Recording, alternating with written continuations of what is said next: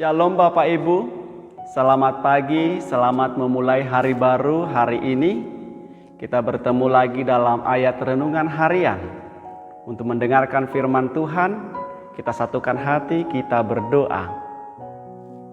Ya Allah Bapa di sorga, pada waktu pagi kami mengatur persembahan kami kepadamu, yaitu kami akan bersekutu dengan firman-Mu. Karena itu Tuhan, biarlah kami boleh menikmati berkat-Mu sepanjang satu hari ini. Dan firman-Mu yang akan menerangi hati dan pikiran kami. Dalam Yesus Kristus kami siap mendengarkan-Mu. Amin.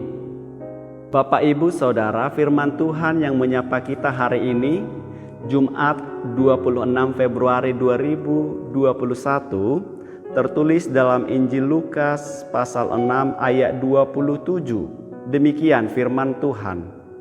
Tetapi kepada kamu yang mendengarkan aku berkata, kasihilah musuhmu, berbuatlah baik kepada orang yang membenci kamu. Ibu saudaraku, setiap kita pasti menghadapi musuh. Apakah itu disebabkan karena perbuatan kita yang tidak menyenangkan hati mereka? Atau kita dimusuhi karena kita percaya kepada Tuhan Yesus Kristus? Manusia duniawi harus membenci musuh, tetapi manusia rohani atau sebagai anak Tuhan, kita harus mengasihi musuh. Perikop ini mengajarkan kepada kita harus berbuat baik atau mendoakan musuh kita. Seperti Raja Daud yang memberi contoh teladan bagi kita. Dia walaupun terus-menerus dikejar-kejar, bahkan direncanakan mau dibunuh oleh Raja Saul, Daud mengasihi dia karena dia tahu bahwa tidak ada yang dapat menghambat berkat rencana Tuhan di dalam hidupnya. Bapak Ibu, ini adalah perintah Tuhan Yesus untuk mengasihi musuh kita.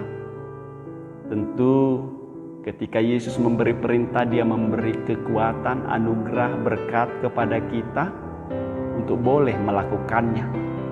Sehingga kita sebagai anak Tuhan tidak boleh punya alasan. Karena kita lemah, terbatas, saya ini tidak memiliki kelebihan apapun.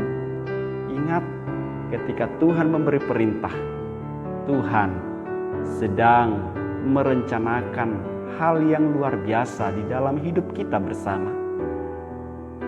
Musuh kita bukanlah tetangga kita yang mungkin membuat kita jengkel.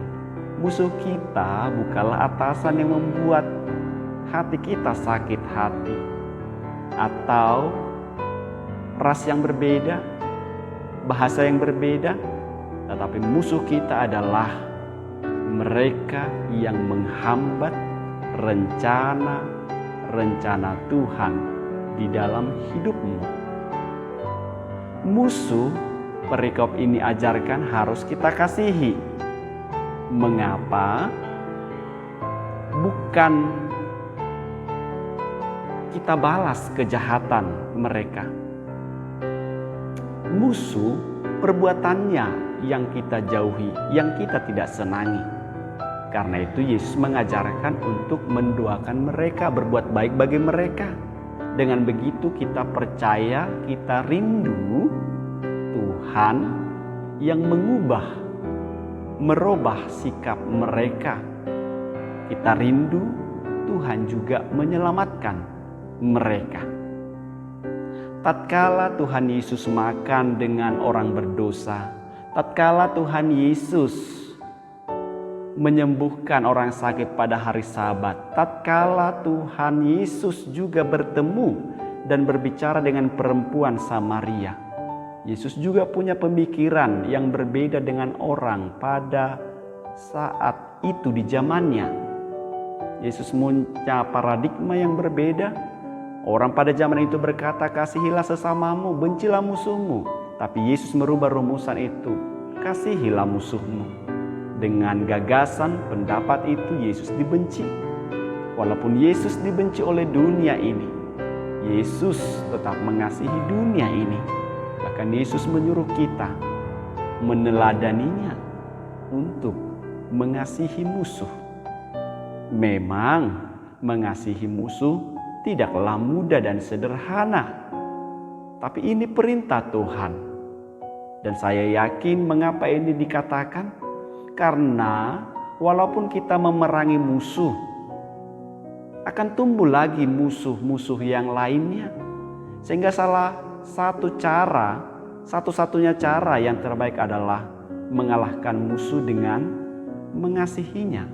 Berdamailah dan lihat sukacita dari Tuhan akan ada di dalam hidupmu. Teruslah berjuang, andalkan Tuhan, minta kekuatan, berserulah kepadanya. Dan ketika kita semakin dekat kepada Tuhan, yakin dan percayalah, rencana Tuhan akan semakin nyata di dalam hidupmu, hidup kita bersama. Diberikanlah kekuatan kepada Bapak Ibu semuanya, kita boleh melakukannya, meneladani Tuhan Yesus.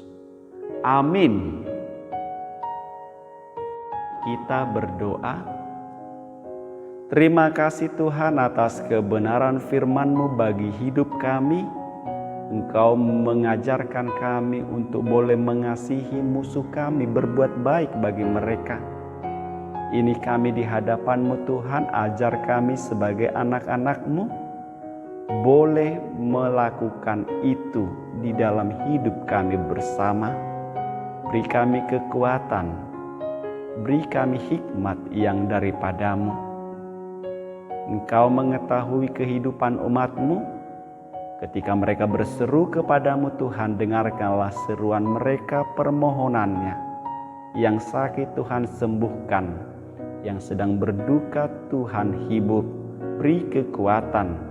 Yang sedang punya kerinduan di dalam hidupnya, Tuhan yang mengabulkannya. Ampuni segala dosa kami Tuhan, layakkan kami menerima berkat-Mu, boleh menikmati hidup kami karena anugerah-Mu.